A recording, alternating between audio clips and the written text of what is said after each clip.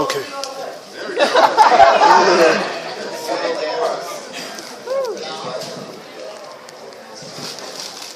Check. Oh, that's better, right? Better mic anyway. Mike, I don't like you. Right. It's a little more formal, but at least I can see all your pretty faces. Anyway, happy Halloween. Still Halloween somewhere, I believe. Anyway, so thank you for having me out here. It's my second time to Virginia, and the last time I was here I was a little kid and didn't appreciate it fully, so I've grown up and I'm very grateful for all of you and for your beautiful state here, and hopefully I'll get out to see some of it. In the meantime, I thought we'd just open this up for some Q&A, and so if you have that burning question, just come on up, and maybe we can use this mic. Can we use this mic for the folks in the audience?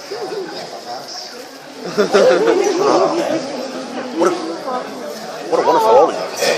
You guys have your questions? All right, come on. I guess, should we form a line? Would that be the easiest thing to do? Yeah, so maybe come up on this side so you don't calm down. And hi. Yeah, and we'll have a microphone ready for you and ask me almost anything. Not anything. Ask me anything. I don't have an answer.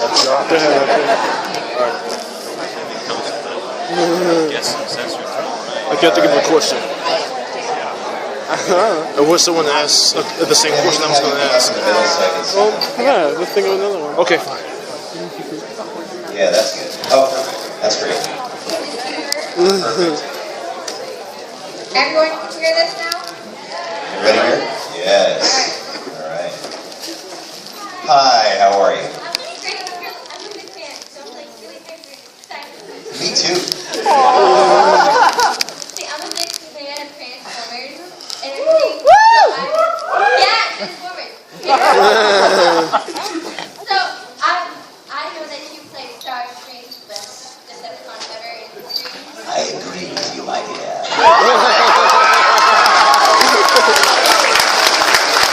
A woman of taste, obviously. But you also played an Autobot, like Heatwave, and a lot of Autobots and robots in disguise, such as Ford and stuff, and everything.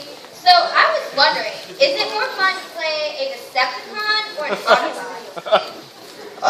They're both fun to play, but personally, lately, I prefer to be a naughty con. It's really awesome. I like them for different reasons. Rescue Bots is also amazing. We have incredible casts on both, and for me, the fun is really working with the other cast members. And yeah, and even though it's a kid's show, Rescue Bots, do you guys know Rescue Bots? Yeah. Even though it's a kid's show, behind the scenes, it's really naughty. So, even though I'm an Autobot, I'm still a naughty con there. So it's fun, and I get to say, "Roll to the rescue!" You know, that's kind of. What was that? Yeah, kind of. Well, he does show up. Optimus Prime does join us. Every episode of season 1. Aww. And what was that? Awesome. Awesome. I'll see you. Awesome. Something for you. Oh, thank you. Okay. Come on, no question. Dang, he got you recording? Thank you. Okay. Hello. You're like, that's what...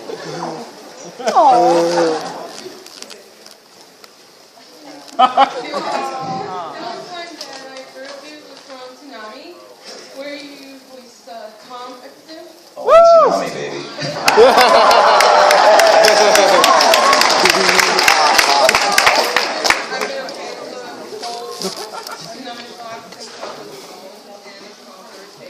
And I'm so glad that it's back. And my question to you is, are you glad that Tsunami is back, even though it's on Adult Swim? Oh yeah. I mean, any chance to be Tom again is amazing. And I have Sarah back in a different form, but I have Sarah back. And Absolution is back. I mean, it's like coming home, really. It was a hard 4 years being off the air. None of us were sure that it was coming back. So when it did, it was a big, happy surprise. And I love doing it every Saturday night. I mean, before the show goes on the air every Saturday night, I don't know if you guys are on Twitter, but I still tweet about it. I'm just as excited as you guys to see it on the air. It's nice to have it for a whole new generation, because it really was one of the defining things of a generation. I found out later on. I didn't didn't know what we were doing it, but it was an important part of my history and a lot of yours apparently. So yeah, well, thank you guys.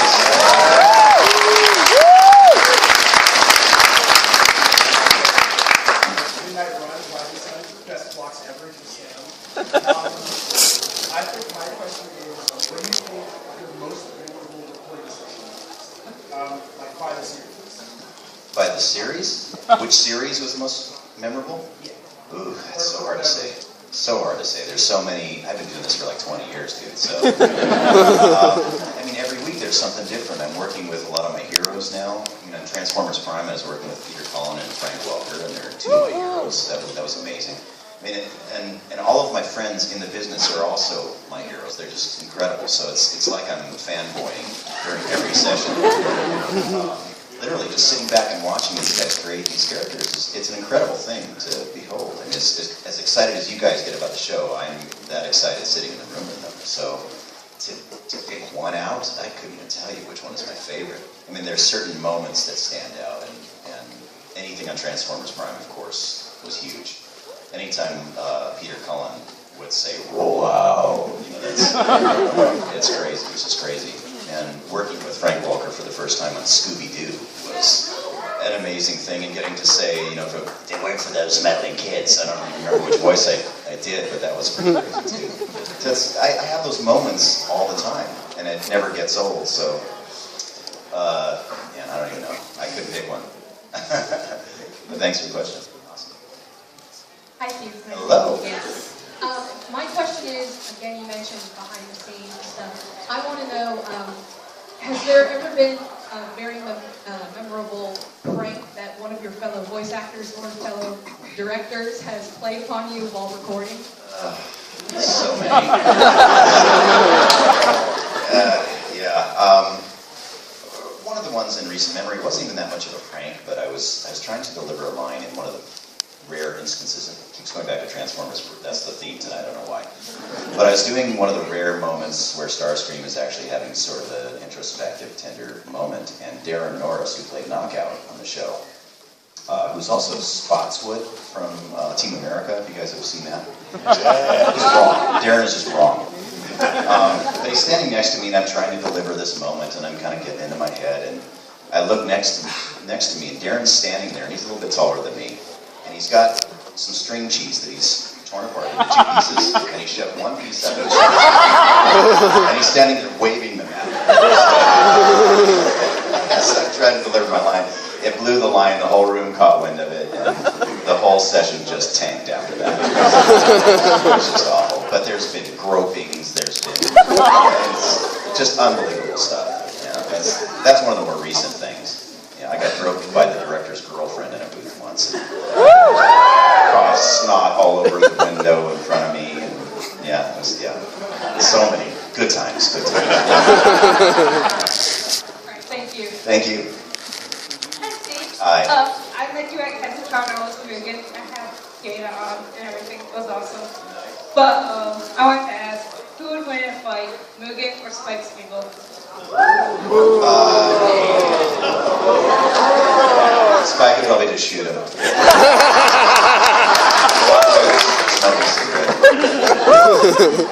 He wouldn't even bother fighting.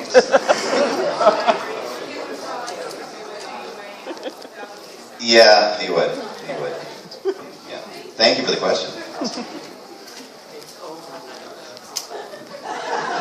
Okay, man. I feel the same way.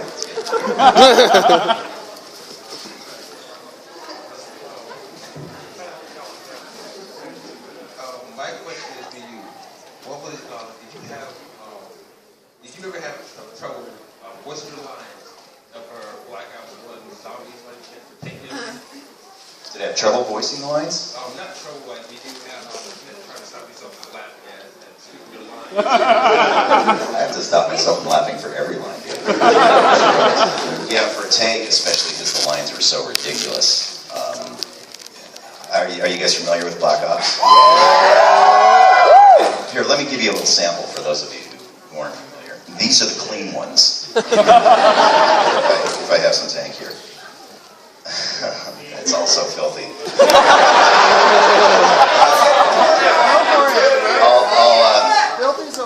can't say dirty stuff now, right? I have to wait until after hours. Yeah, okay. All right, I'm going to censor this. Oh, I know you aren't laughing at me! I'll swim in your skin, maggot whores! That's not too bad, right? You just got dead flush on my new boots! Yeah, so that's the kind of stuff we did. And it was fun. It was more painful than anything because it was all screaming. I don't think Tank ever spoke. Every word of his was, ah! Well, when you're fighting zombies, that's kind of what you got to do. So, splattering gut bags, baby. It was nice. Thank you. I grew up with Tom and Toonami, of course, and Spike Spiegel, I think, was the first role that I knew your name, and that would probably be my favorite just because of nostalgia. Do you have a favorite role altogether, and if not, what's your favorite recent role?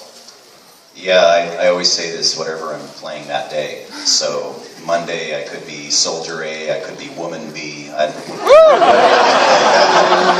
whatever that is going to be my favorite role in that moment because I have to fully invest myself. And you know, some of the iconic ones like Spike and Wolverine and Starscream and those kinds of things stick out in my mind just because people are so passionate about it.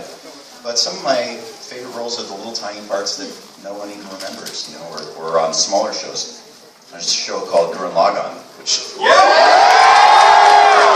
guys know that show. And there's a character named Leron on that show. And Leron, you know, he's not a huge character for a lot of people. Some people apparently he is. But, you know, Leron would say things like, when you screw it in, give it a hard, manly twist. You know, when I'm used to playing things like Wolverine, and I'm talking out here being a badass, and then I get to Leron. He's kind of a badass in his own way, but his superpower is just making people uncomfortable. That brings me a certain amount of joy, and when I see even, you know, people in the booth, like the director, my friend Tony Oliver, sitting in his chair and I'm delivering a line, and I see him going, oh, that was so bad. I gotta go wash. Let's see. That brings me an incredible amount of joy. So, those kind of moments are my favorites, really. Thank you. All right, I think I remember hearing you as Vincent in Last Exile, am I correct? Probably. I remember hearing you in there. If you were in there, how did you enjoy working on it? Would you reprise his role in Family Silver Star? I would reprise the role that anybody pays me for. That was one of those shows, you know, I guess I did work on it. I don't really remember. It was one of those shows where they probably called me in the last minute. I probably didn't know much about the show. I was probably in and out in 2 hours and never really even knew the context of what I was saying. So I'm glad it worked for you, but I really don't remember. And I don't watch most of the stuff that I work on, so I don't have much memory of that. But I remember it being a pretty show. It was really beautifully animated, right? Yeah. Yeah, okay. Well, that part I got right. If you could turn into one of the characters that you voiced, who would you turn into and what would your reaction be?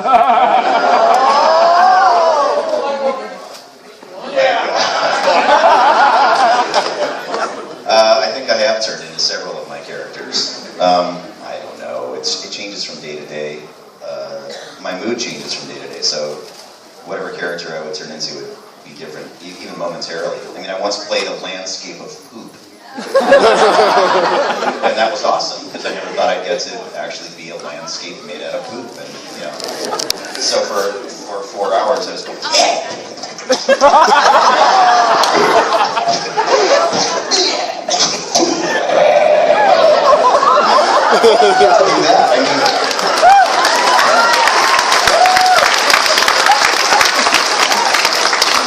who would want to do that?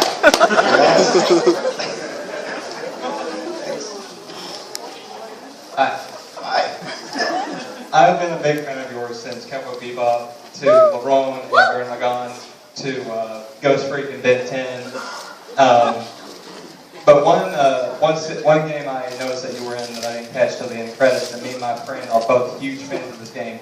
What was it like voicing Killer Croc in Batman Arkham Asylum? Working on anything Batman is awesome. So I'm a fan. You know, I spent a couple of years, my early years, sorting comic books in my grandfather's bookstore. And so those are the Batman comics were, you know, some of the things that was my first influence in, you know, this type of art form. And so to get to do anything on those shows is, you know, a geekgasm for me. And to play a character like Croc, who is, you know, pretty vicious, and I think it was one of the few characters. My son Jeremy is here. I think you said that was one of the few things that actually freaked you out. Was that right? Yeah. Nothing phases him. He's seen me do everything, and I used to try to scare him and freak him out when he was younger, and I'd do all these horrible things. And Croc, he actually said that when he was playing the game, it kind of freaked him out a little bit, and I went, yeah. Finally. That was that character, right? Yeah, I thought so, yeah. So that was the thing that gave me the most joy, is that I actually freaked him out a little bit. Yeah, TikTok, time to shoot the Croc. Hey, Mr. Blum. Hello? Steve, please, he's Mr. Blum. It's great seeing you again. I met you before at CasaCon. Yeah. It was awesome. It was awesome. So, my question to you is this. Recently I got Batman Arkham Origins, and guess who I found out voiced Electrocutioner? Who might that have been?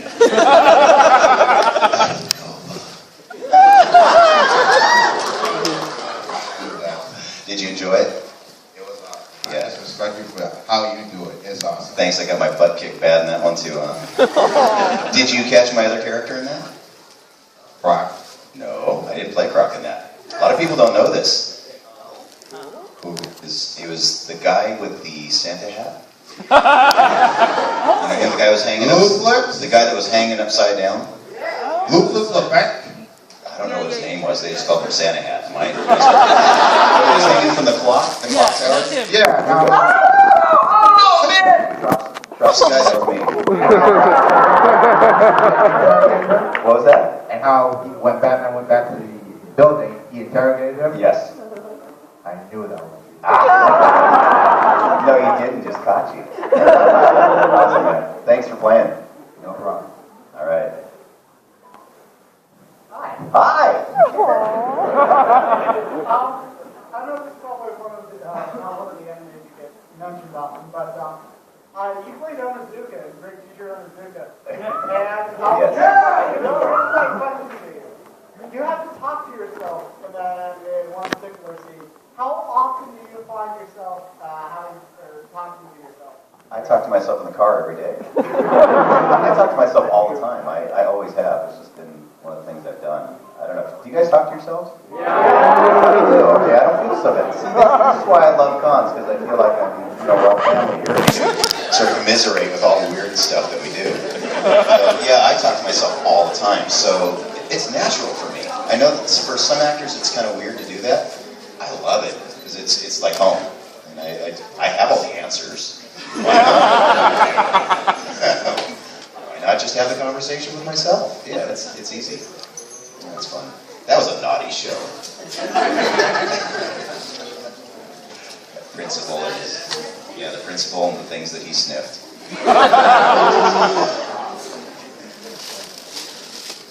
My question is, was it hard for you to get into any of your roles as a voice actor? Was it hard to get into any of my roles, just emotionally?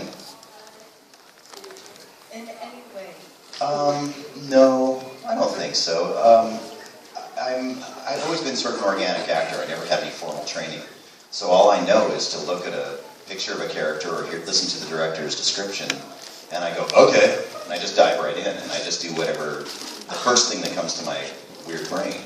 And sometimes it's right, sometimes it's wrong, and the director will direct me how they want it, but it's such an organic process. It happens instantaneously, and it kind of has to. Because for all of you aspiring voice actors, when you're preparing for a role, you go into a studio and you think you're going to be doing the role you prepared for, guess again, because chances are they're going to throw 3 or 4 other things at you that you weren't expecting. And it could be different dialects, a little kid or a creature, or you just have to be prepared to snap on the dime and jump right in. So it has to be something that you can do that quickly.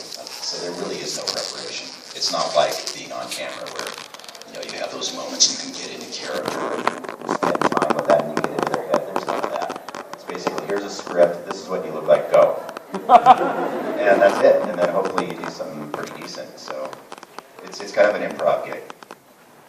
Thank you. Question? Hello. Hi, you look awesome. Oh, thank you. an honor to see you here. And you. I love that. I live for that squeak. Actually, I really just had a line request, unless you don't feel like it. Oh, let's see. If I remember it, I will. Do you remember your character Grunt from Mass Effect? Yes. I am Krogan. Yes. Now, Grunt, just so you know, they did pitch me down, so I would go as low as I could go, and then. That's fine. Okay. I am Krogan!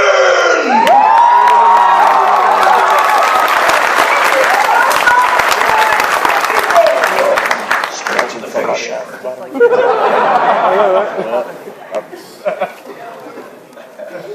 Hey. Before I heard you introduce yourself, my question was also going to be, how do you pronounce your last name? It's Blum today. Actually, I have two questions. Of all the voice actors you worked with, like Frank Welker, Rob Paulson, who did you enjoy working with the most? They're all my buddies. They're like family. Honestly, they're like family to me.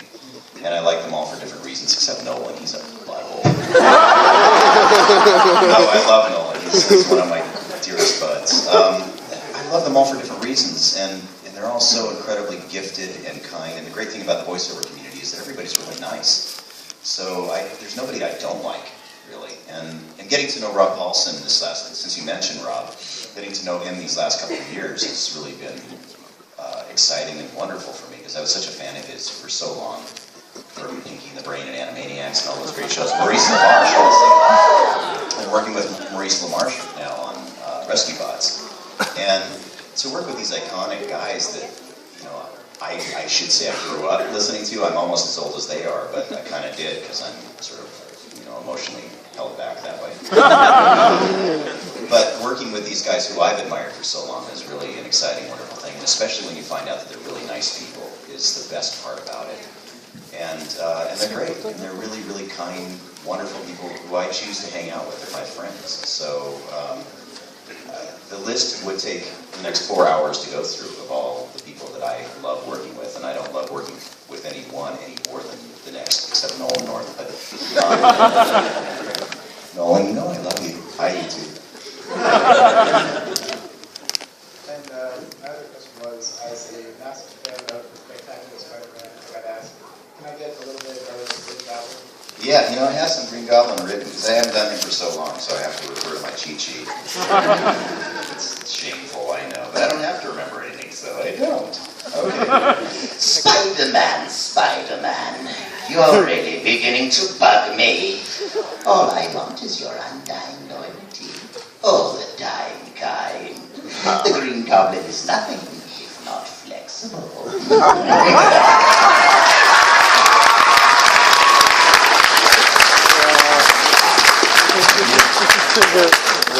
Almost head rush doing that laugh.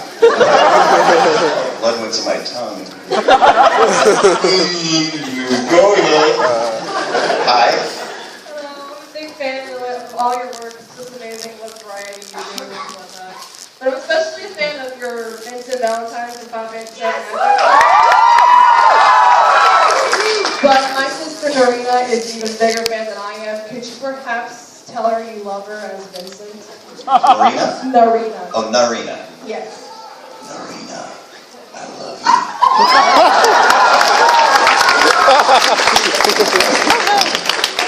Oh no. Can I borrow your phone? Thank you. Thank you so much. Oh, goodness. That's not good.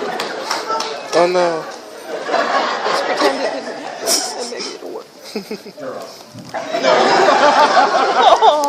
Alright, my question is, well, it's more like, I've been a fan of you for a long time, alright? And there's the reason why I kind of want to become voice actors. And I was just wondering, how hard was it for you to start out, you know, doing voice acting thing?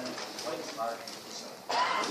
Well, I did it by accident. My story is not like most people in the industry. A lot of people really wanted to be a voice actor or be an actor of some kind. I wanted to be a musician, and I wasn't very good at it. I was a rhythm guitar player for an R&B band, and my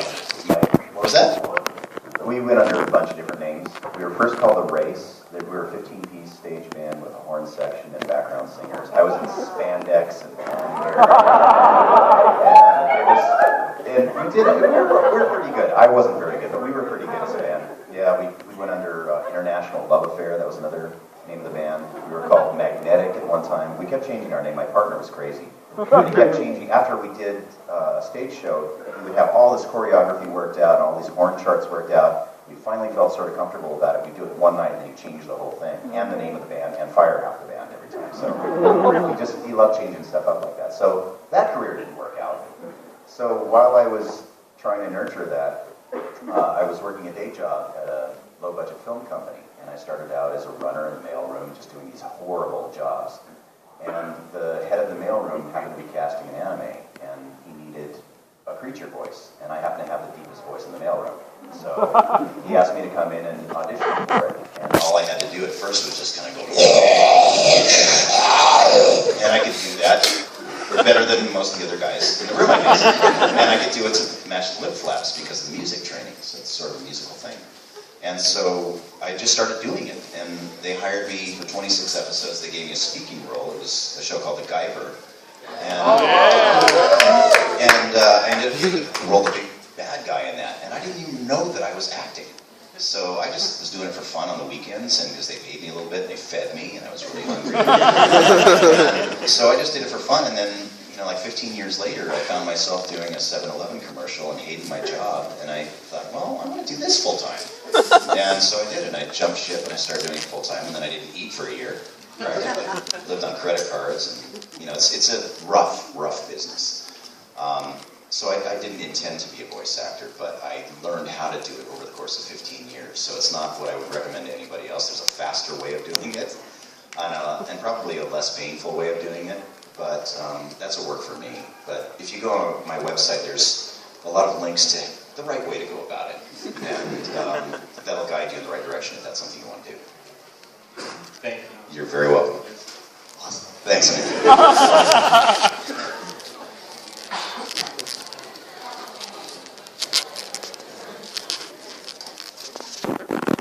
Two questions. Yes. Question number one, why wasn't Arachnid, the Decepticons, or any of the human characters in Predacons Rising? It wasn't up to me. If it was, they would have been. I loved Arachnid. I thought that was a great character, and I loved all the humans, too. The writers do what writers do, and we have nothing to do with any of that stuff. We're just actors, and they hire us if we're lucky, and we come in and do the stuff that they write for us, and we have no control. I was expecting to see some zombies or something. Like the last time we saw her, she turned into a zombie. I thought she was like on Megatron, and then they had to fight him or something. Yeah, well, maybe they would have done that had they gone on for another season. I don't know, but since the show got canceled, thank you. Yeah, we didn't get to do that. Yeah, it's not to us, and we don't know what the greater plan is. They're doing other things now, so we're all a little sad about it. And my second question is, I know you don't have anything to do with this, but just your opinion. Why don't shows like Transformers Prime or Teen Titans continue under a different name? Because we had this little screwy 65 episode limit, so why not continue it under a new name? Pokemon and Power Rangers have been doing it for years. I'd be willing. I'd work on it if they'd hire me.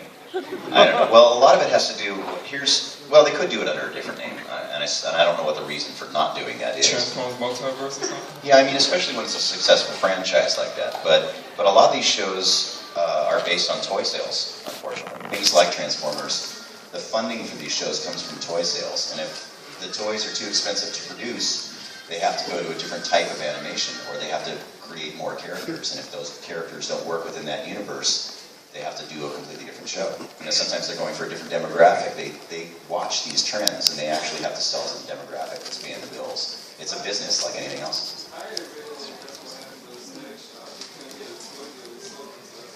Probably, yeah. I'm not privy to that kind of stuff, but that probably is the case. Yeah, it's a business. It's not just, playtime all the time. Hello, Steve. Hi!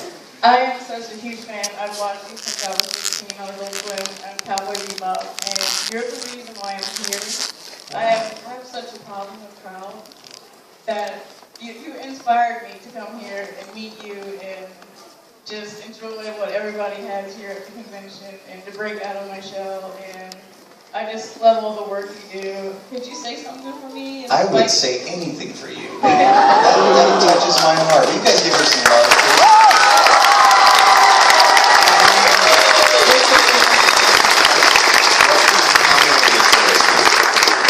Anything in Spike Spiegel that can be encouraging. Well, for one thing, I love the kind of woman that can kick my ass.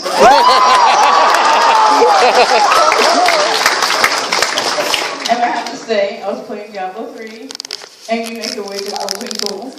Thank you. And my boyfriend totally wants to hear you talk some Bullwinkle trash. Sultan Cool Trash. I don't know if I have any Sultan Cool. Wow. Might have to do that at the next con. I haven't prepared that. He was also a character that they affected the voice on, right? I think so. Yeah, I mean, he's basically, for you guys who don't know, Sultan, he's this character, basically his head was carried around. Yeah. And he's this talking head through a lot of it, so.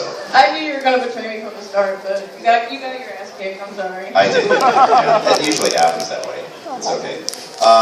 Sultan, I don't have anything really worked out, but I'll work that out for the next time. I need to get on that. I'm just so honored. I'm sorry, Blizzard. I love all the work you do. Konami Faithful.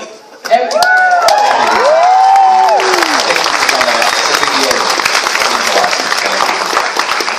Welcome to the party. I love you too. Aww.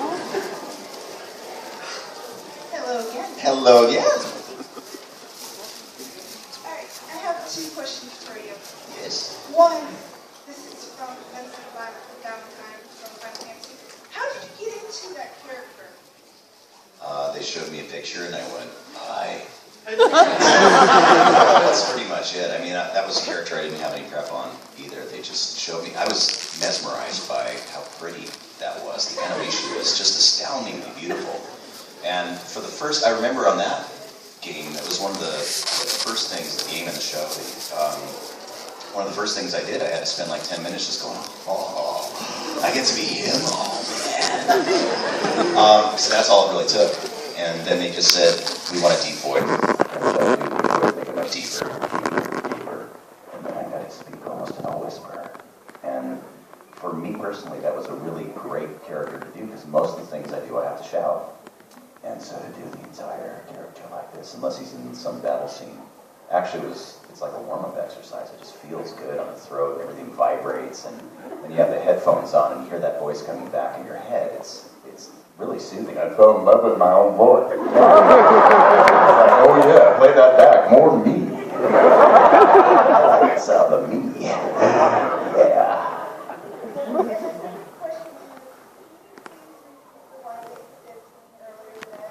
What did I say to you earlier today? Do you know where I can buy a phone?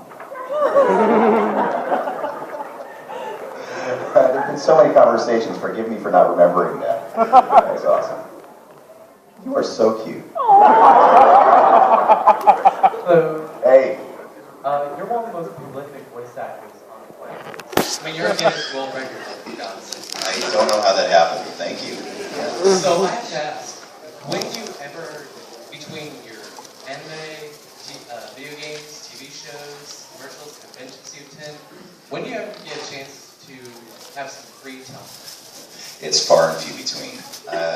Yeah, I mean, I take a lot of flack from my friends because people actually have a social life, and I don't have much of a social life. I work all the time, and I think that's what has kept me prolific.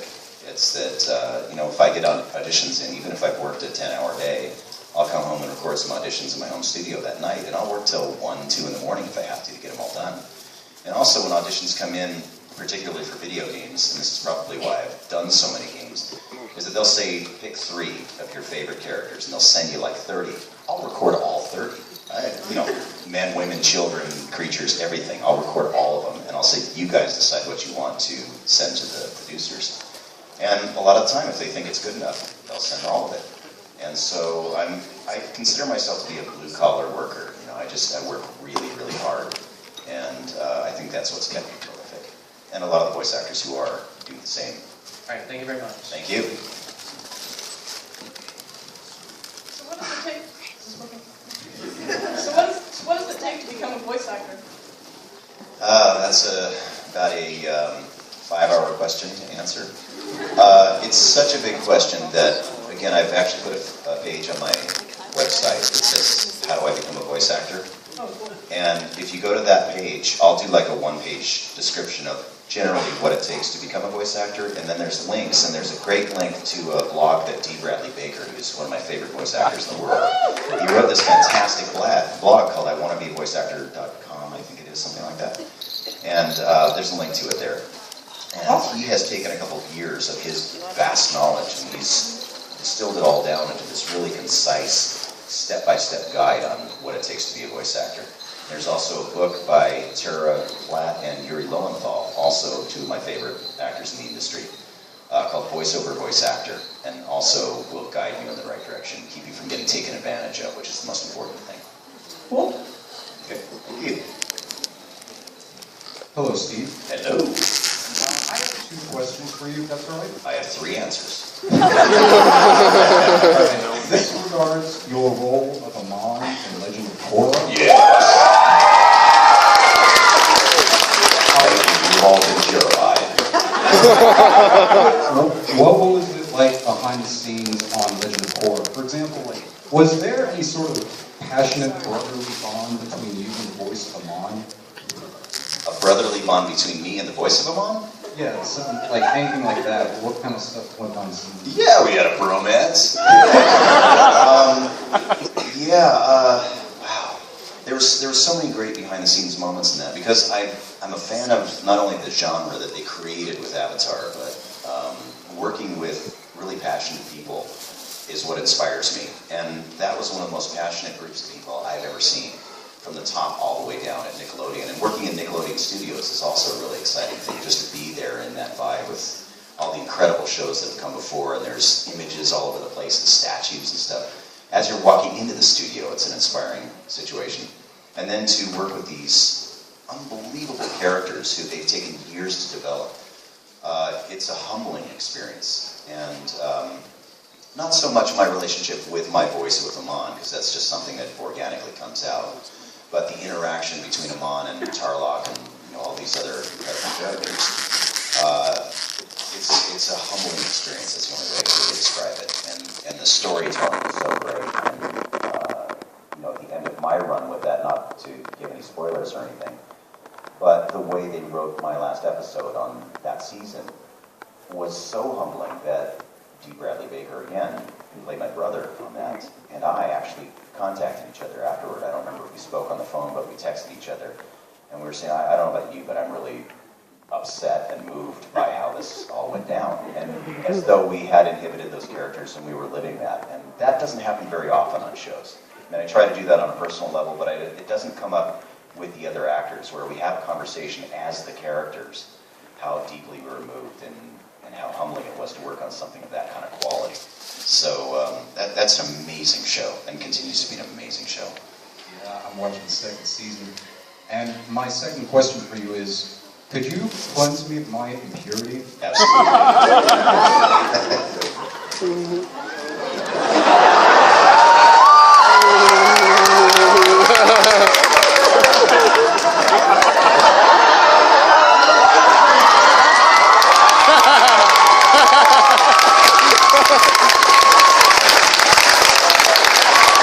So you have to stand up straight, because there will be no more bending. Careful. No bending allowed. He's a stage bender. I cured him of it. Hey. I also have 2 questions. Yes. This first one is for a buddy of mine who's sitting in the stands because he got stuck watching the stuff. Sorry. Yes, unfortunately. His question is, have you ever had a dream where you have been one of your characters, and if so, have you ever woken up in character? I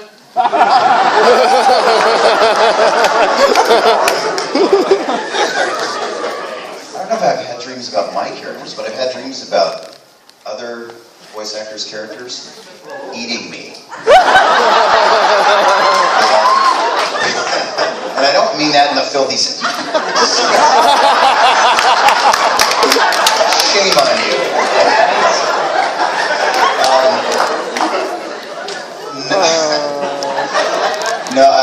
it's funny. Fred Tatasciore is one of my dear friends, and he played the Incredible Hulk. For you guys who've seen anything with Hulk, it's usually Fred's voice. And he and I did Hulk versus where Hulk and Wolverine were fighting each other. But in so many shows, they place Fred and I opposite each other because we both have deep voices. We both are willing to sweat and fight, whatever. We're two of the sweatiest actors in Hollywood. But it was really funny because there was a time when Fred and I were working opposite each other almost weekly on different shows. We'd never be in the room at the same time together. But he'd come into the studio and we'd be working on, I think I was working on Wolverine at the time, and he came in and he was working as Beast. And he comes in and he goes, dude, I just ate you. He goes, no, I was in this other studio on this game and my character just ate your character. And so I think that's what sort of inspired the dreams, and I've had a few of those kind of dreams. And it's usually one of Fred's really disgusting characters that eats one of my really disgusting characters. Yeah, it's a little troubling, but he's a good friend, so it's okay. If I'm providing nourishment for Fred, it's all good. Quick side note, are you happy? Yes. There you go. Thanks for watching the stuff, dude. All right. Big hand for a stuffed watcher.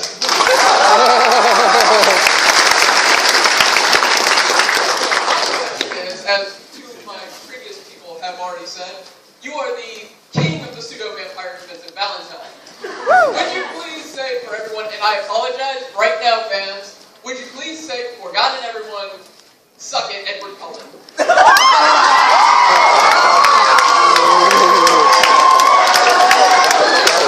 It's gonna be quiet. Ready? Suck it, Edward Cullen.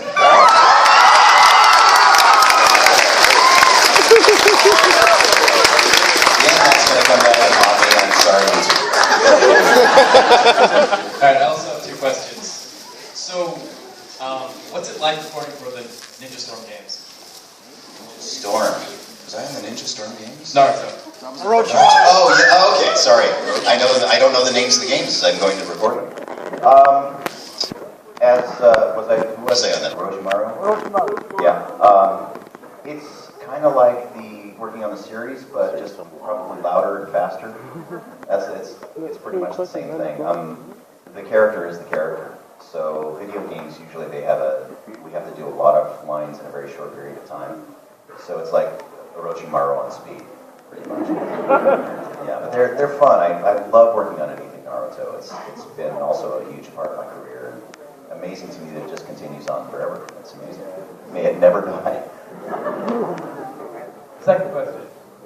So Steve, what really is coming up next? What was that? Oh, what's coming up next? The biggest things I'm working on, I'm not allowed to talk about yet. Yeah, I'm actually in a big film that's coming out next year, and I can't talk about it yet. And I'm in a big series that's coming out next year that I can't talk about yet. And it's going to be so awesome.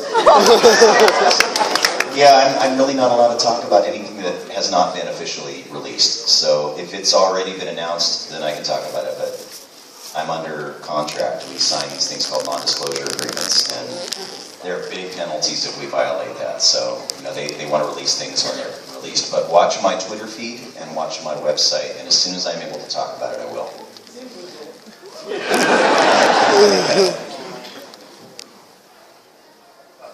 Hi.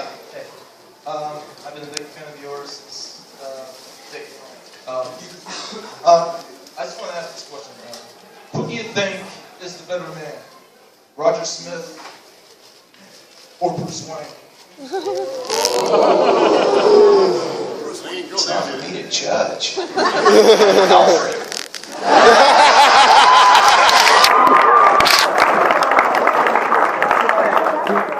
Or Dorothy. Maybe they should get together. That'd be a weird show. The Alfred and Dorothy show. What's up, Steve? Hey, nothing, man. I'm just sitting there having some water. So my question is this: out of all the characters, all these crazy tough guys from Spike is my time, every character you possess, to Wolverine, even her life in Naruto, how did it feel to be someone like Genie from Megas XLR? I can sum that up in one word. Nice! Megas XLR. It broke my heart that that show didn't even take off. We had a really secure fan base, I thought. That's one of those shows that kind of gets caught up in the network thing. It was the Cartoon Network show, and brilliant minds behind it. So many great homages to anime fandom and fandom in general. And the guys behind it are just geniuses, and they're still working at a company called Titmouse, who's still doing incredible things. Metalocalypse guys. And they do so many brilliant things over there. And I think the problem was they just didn't know where to put it. They didn't know what to do with it. I don't think they really understood the genre that we all love so much. And if that show gets redone at some point, and we're all still hoping it does, I think we'll know how to place it now, and we could actually give some direction if the network is going to listen. You know, who knows if it'll even end up on that network again, so. But chicks definitely dig giant robots, man, especially the green skin ones. I love that show. Thanks for bringing that up. That's a happy memory. Thank you. Thank you. Since you've been in so many, do you dig giant robots, and can you give us an it's showtime? I personally do dig giant robots, yes. And it will always be showtime! I have two questions for you. One, I'm a hardcore G1 fan, and when I say that your Starscream is the top of my list, I honestly mean it. And with the character history on that, did they give you like any sort of, this is what was done in the past, and how did you, was it the same thing, just organic, you saw the character model and went with it? Yeah. Well, the guys at Transformers, especially with this franchise, they know what they want to do with the character. And a lot of the guys who were around during G1, the production of G1, knew very well exactly what Chris Lauda's take was on it. And they wanted to do something completely different. They wanted to start dark with him and sort of go up to those high notes that Chris is so famous for. Oh, yeah. And so I came in with Starscream way down here. And it really worked with the character model, and I kind of worked a little bit against it. I saw the purple and the high heels, and I thought, but the way they described him to me was that he has this sort of interesting look to him, and it's going to be completely different than anything that's come before. But we also want to ensure that he is absolutely capable of doing some terrible destruction and dealing out some death, and so I had to be able to bring that to the character before, where Chris's take, I think, was a little more comedic all the way through. But I met Chris Lauda's daughter recently at one of Rob Paulson's live podcasts, and she's one of the, I don't know if she's considered a host or whatever, but she does a lot of the live podcast stuff with him. And when I found out that that's who she was, I kind of went to my knees. I mean, I really honor the guys that have come before me, and if I get to pick up where a franchise left off, especially for someone who's passed, and like Chris Lauda has, his legacy just goes on forever. Being a G1 fan, you know, there's a deep love and respect for these guys, and I have that. You know, I revere them very highly. So yeah, because when I definitely saw the character model and the high heels and everything, I was completely like rotated with the Starscream. Yeah. And that first episode, when I heard you do the voice, it blew my mind. yeah, good. That was the goal. So thank you for saying that. And my second question is on the far opposite side. I love the Deadpool game, and the game is insane. Was making the game as insane as the game itself? Because some of the stuff between you and Nolan North was fine. I couldn't stop laughing. No, again, Nolan. Nolan's a genius. He's one of those guys that I would say is a certifiable genius in a really dark and really funny way. I love everything Nolan does. We didn't get to work together in the same room. So for me personally, it wasn't as crazy because I was reacting off of stuff that either hadn't been recorded already or they would just play something for me. I would have worked a little bit with him on that. But what was even crazier was working with him on Hulk Versus. Because I did get to see some of the stuff that he did in that room, and that's where he originated that character. I got to see him create that from scratch. And it was genius. I mean, so much of his stuff is improv. He's one of these guys who can just take something and run for an hour with it, and it's all just gold. And so a lot of the stuff in the game, they just gave him some context and he ran with it. So in that sense, it was crazy. Just seeing what I have seen. I'm not a gamer, but I've seen a lot of the scenes in there. And just watching the scene where he's just pummeling the crap out of my face.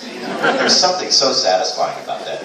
Probably more for him than me, but it just makes me happy whenever he's just pummeling the crap out of me. I love that. Thank you. Hello. Are there any characters that you wish you could voice? That I wish I could voice? Oh man, my career's been so great. I'm so grateful for everything that I've gotten to do that I'm not one of the guys who lusts after that character, you know. I've said this before that Batman's always been one of my favorite characters, and I have gotten to play Batman in small ways. I voiced Lego Batman, the original Lego Batman. He was non-verbal though, so through the whole game he was going, but for me that was enough because I knew I was Batman. And I don't have to do words. It was good. And I got to play Batman for a thing that Neil Kaplan, a great voice actor, also a great buddy of mine, did for the troops. We did this, I think it was a lost episode of Batman from one of the old series that we recorded a whole episode. He cast me as Batman, so I got to play Batman for this whole thing. I don't know if it'll ever get aired anywhere, and I don't think it was actually made for submarine crews. It was going to be distributed out, but I think that the Navy put a kibosh on it for some reason. I don't know why, but I don't know if that'll ever see the light of day, but just getting to embody that during that time was enough for me. I don't care if it never goes on my resume. So I'm that kind of actor, really, where I'm more about doing the performance for the sake of the performance and the character than I am about being famous for it or lusting after something that I don't have. I'm just grateful for what is. I feel like I'm ignoring you guys over here. I'm not. I love all of you. Hi. Hi. I have one question and one request. Yes. I was wondering, so you're a big fan of Batman. I was wondering how you feel about Ben Affleck playing the new Batman. Don't know. He hasn't done it yet. Here's my take on all of that sort of thing: is that I feel like you should really give these guys a chance to flesh it out, do their thing, and then you either like it or you don't like it. My personal take is that, you know, I really hope he does a great job. I'm rooting for him. I really hope he does a great job. And I have the same feeling about the possibility of the Bebop movie being done. The live action. And we all know who was set to be cast. You guys know? Anybody know? What was that? You can say it out loud. No, it's okay. Yeah. Ted Theodore Logan. Yeah, that's the guy. Anyway, so there was a lot of concern about what he would do with something like that, because it's such an iconic series. And I met him in an airport, and I talked to him, and I actually came up to him as like a fanboy, and I said, dude, I really love your work, and I wanted to ask him a question about Cowboy Bebop. And he goes, well, what do you know about it? And I said, well, I play Spike in the original thing, and I heard that you've been attached to be the voice actor, or the actor for the movie, the on-camera actor for the movie. And he was so passionate about it. He had watched every episode. He was really into it. And the fans were going, no, don't do it, don't do it. But he was so passionate about it, and he could do the martial arts. And so I thought, well, why not give him a chance? Why not do it?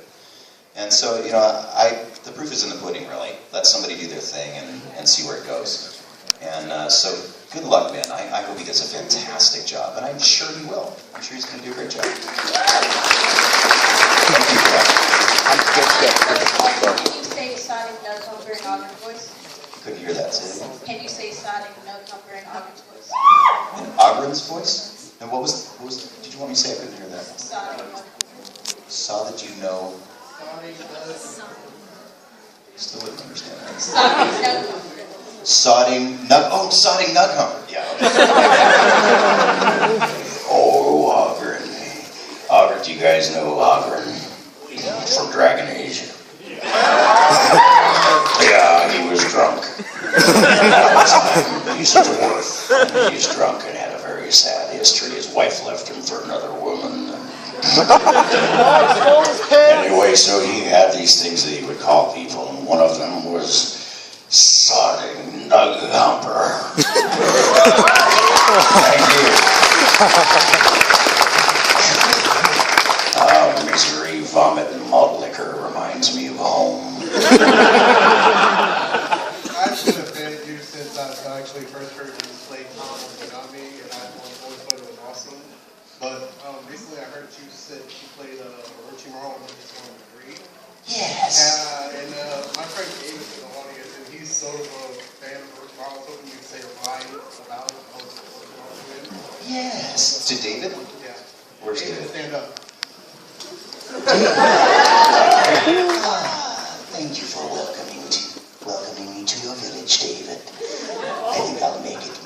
He kind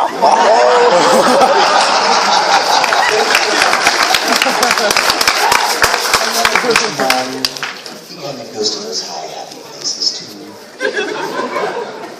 Oh, Steve. Hi. Okay, so imagine that you're Nick Fury. Nick Fury. And you need to pick 6 characters that you voice to form the Steve Avengers.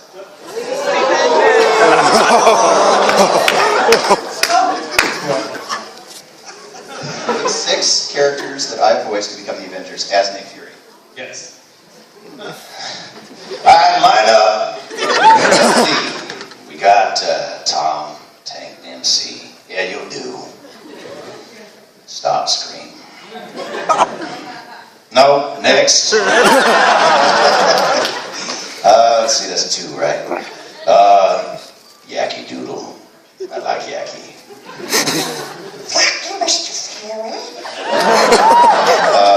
Who else?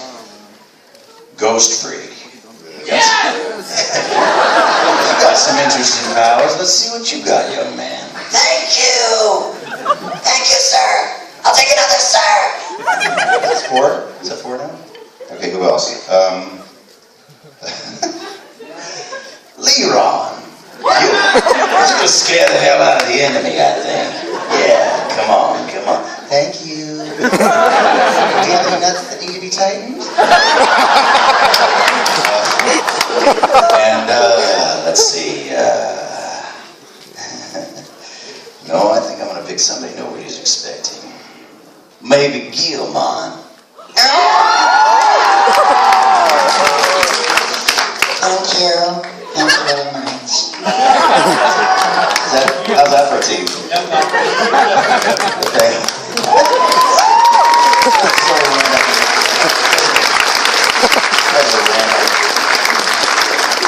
Thank you for that. Wow, you made me think. That hurts. Hi. I have a question and request for you. Yes. You did an interview with Kristen Freeman on his voice acting podcast. Yes.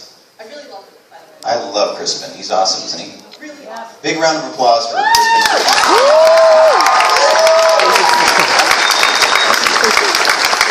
I'm thanking them on behalf of you, Crispin. You had mentioned, and I guess you guys both talked about this rather, how you kind of felt the voices, you kind of went by feeling. Is there any way you could expound on that? Because I thought that was interesting. That's usually what I do when I was in theater in high school. So. Yeah, that's an interesting question. And I don't know if that's how they teach you to do it in theater. Is that what they taught? Yeah, that's probably the antithesis of what they taught you to do. Because I had no acting training, it's all I know. So I'm an intuitive kind of creative. Whatever I did, whether it was music or art or voice acting, I've always just kind of gone from the gut. I go with instinct. And so I do have to feel some, especially if it's an emotional scene, I'll have to dig deep and I'll have to find something that I can relate to with each character. Even if a character is this horrific, awful person, I have to find something inside that, I sort of think about what led this guy to that place in his life now. And then a character like Amon is a really good example because he seemed like he was awful, but then you go to his backstory and you see what created that person. And then it causes compassion. And so I start from the place of compassion and I go forward from there. And so I literally do feel it. I feel it almost on a cellular level. And then also to take it up to a physical level, I literally feel like, and I'm not sure if this is what you're speaking to, but I'll feel it on a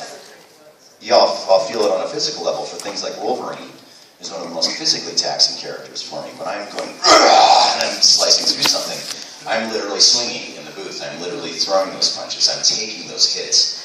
And every video game or every show like that, they'll say, all right, now you're being electrocuted. Now you're being stabbed in the stomach and, the knife comes up. Now you're being, now you're getting a screwdriver to the throat, now to the head, now to the top of the head. And I will try to imagine what that feels like to get every single hit or impact. And